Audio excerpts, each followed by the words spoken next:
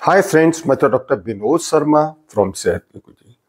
Friends, आज इस video में मैं एक जरूरी टॉपिक के बारे में डिस्कस करूंगा। खासकर ये वीडियो उन लोगों के लिए बहुत जरूरी वीडियो है जिनके घर में छोटे बच्चे हैं, क्योंकि कई बार छोटे बच्चे खेलते खेलते नाक में कोई भी चीज फंसा लेते हैं। जैसे पेंसिल के पीछे आजकल रबड़ लगी हुई आती है, तो कई बार वो रबड़ के टुकड़े से खेलते खेलते वो नाक में फंस जाती है और अंदर चली जाती है।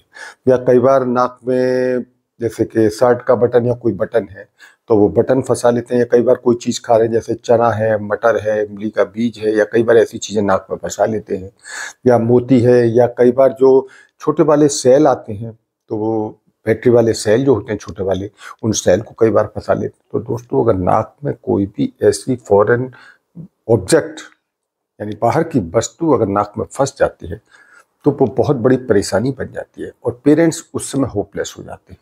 तो पेरेंट्स के घबराने का सबसे बड़ा कारण यही है कि जो चीज़ नाक में फंस गई है वो कहीं ऐसा ना हो अंदर जा करके सांस के रास्ते में फंस जाए। तो देखिए, इसके लिए अगर बच्चा जगा हुआ है तो उसको खांसी आएगी और खांसी आने के बाद वो नाक से बाहर निकल सकती है। या एक दूसरी सिचुएशन ये हो सकती है कि बच्चा निकल जाएगा और जब अंदर निकल गया, सटक गया, तो वो पेट में जाएगा और पेट से फिर वो लैट्रिन के जरिए बाहर निकल सकती है। हाँ, अगर बच्चा सोया हुआ है तब एक बार को आप उम्मीद कह सकते हैं कि सांस के रास्ते में जाने के उसके चांसेस बढ़ जाते हैं। तो इसलिए वो सांस के रास्ते में सोते हुए समय वाली स्थिति में ना जाए, उसके लिए एक काम कीजिए, बच्चे को इस तरह से कंधे पर लगा कर रखिए और इस तरह से रखिए कि उसका नाक का जो ढलान है वो नीचे की ओर रहे। ठीक है ना। जैसे अगर आप सीधे उसको लिटा देंगे बिस्तर पर तो वो नाक ऊपर रहेगी और सीधे अंदर जा सकती है और सांस के रास्ते में फंस सकती है। तो इसलिए अगर बच्चा सोया हुआ है तो आप उसको कंधे पर लगाकर इस तरह से रखिए, सिर उसका आपके कंधे पर रहे, जिससे उसकी नाक का ढलान नीचे रहेगा। तो वो अंदर सांस के रास्ते से अंदर लंग्स में जाने के या सांस की नली में जाने के चांसेस नहीं होंगे। इसके अलावा जब नाक में कोई चीज़ फंस जाए तो हमें कुछ सावधानियां जरूर लेनी चाहिए। देखिए, सबसे पहली सावधानी तो यह है कि बच्चे से कहिए आप वो मुंह से सांस ले। किसी की भी नाक में अगर कुछ गिर जाए तो वो नाक से सांस ना ले, क्योंकि नाक से सांस लेगा तो चीज़ और अंदर चली जाएगी। तो इसलिए बेटर है मुंह से सांस लेगा। इसके अलावा कोई भी चीज़ अगर उसकी नाक में गिर गई है तो उसको बार बार निकालने की अपने आप से कोशिश ना करें, क्योंकि कई बार बच्चे को निकालने पर क्या, बच्चा घबराया हुआ है और आप भी घबराए हुए हैं, और बच्चा जब वो घबराहट में हिल जाएगा तो हिल जाने पर वो और अंदर जा सकती है। इसके अलावा नाक से ब्लड आ सकता है। तो कोई भी चिमटी वगैरह या कोई भी इंस्ट्रूमेंट्स बार बार लगाने की कोशिश ना करें। और इसके अलावा अंदर तो चला ही जाएगा, साथ में अगर एक बार में अगर वो चीज़ नहीं निकली और बार बार निकालने की कोशिश करेंगी तो वो चीज़ अंदर ही अंदर खो जाएगी। और जब अंदर चीज़ खो जाएगी तो फिर आपको डॉक्टर के पास जाना पड़ेगा और डॉक्टर उसको बेहोशी का इंजेक्शन लगाकर एंडोस्कोपी से चेक करके तलाशेगा कि नाक में वो कहाँ छिप गई है, तब उसको वो निकालेगा। यानी एक लंबा प्रोसीजर आपके लिए हो जाएगा। तो फ्रेंड्स, अब हम डिस्कस करते हैं कि अगर किसी की नाक में कोई ऐसी चीज़ गिर जाए तो हमें क्या करना चाहिए। देखिए, अगर नाक में आपके कोई भी चीज गिर जाए तो आपको रिस्क नहीं लेना चाहिए। अगर उस समय डॉक्टर आपके यहाँ पर अवेलेबल हैं तो आपको फौरन किसी भी ईएनटी स्पेशलिस्ट के पास जाना चाहिए। हाँ, अगर रात का समय है या वहाँ कोई ईएनटी स्पेशलिस्ट अवेलेबल नहीं है और कोई भी छोटी चीज अगर नाक में, जैसे गेहूं का दाना या मोती वगैरह अगर गिर गया है, तो आपको मैं ये कुछ ट्रिक बता रहा हूं, आप इनको यूज करके घर पर ट्राई कर सकते हैं। देखिए, सबसे पहला काम तो ये करना है कि कोई भी एक ट्यूबुलर पाइप ले लीजिए, जो ट्यूब टाइप के, जैसे कि वो कैंपा कोला वगैरह या इस तरह की कोल्ड ड्रिंक पीने के लिए जो पाइप आता है उस तरह का पाइप ले लीजिए। ठीक है, जैसे ये सपोज पाइप है, देखिए। ठीक है, तो इस तरह का एक पाइप लीजिए और सपोज करिए आपके इस नॉस्ट्रल में, इस वाले एरिया में आपके नाक में फंसा हुआ है, तो आप इस पाइप को, ट्यूबुलर पाइप को थोड़ा सा, इसका ये ज़्यादा होल वाला एरिया जो ज़्यादा अगर होगा बड़ा तो ज़्यादा अच्छा रहेगा, जिससे कि आपके नाक के स्पेस में ज़्यादा कवर कर लेगा। तो इस तरह से आप इधर से आप इसको फूंक मारे तो एयर आपके अंदर इधर की नोस्ट्रल से जाएगी और इधर से बाहर जब एयर आएगी तो उस एयर के साथ हो सकता है वो प्रेशर से बाहर निकल जाए।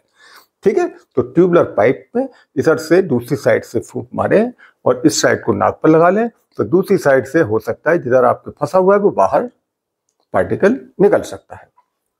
दूसरा एक काम ये कर सकते हैं आप, मुंह से लंबी सांस लेकर नाक से झटके से तेजी से छोड़ेंगे आप, बल्कि इधर की नाक को आप बंद करिए।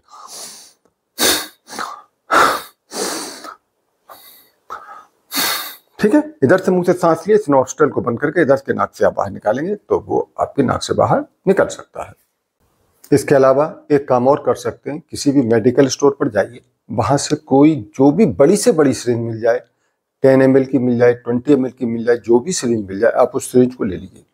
देखिए इस तरह की जो इंजेक्शन लगाने वाली सिरिंज होती है, इस तरह की सिरिंज को ले लीजिए। ये मेरे पास 10 ml है, बल्कि आपको 20 ml की मिल जाए तो और अच्छा है।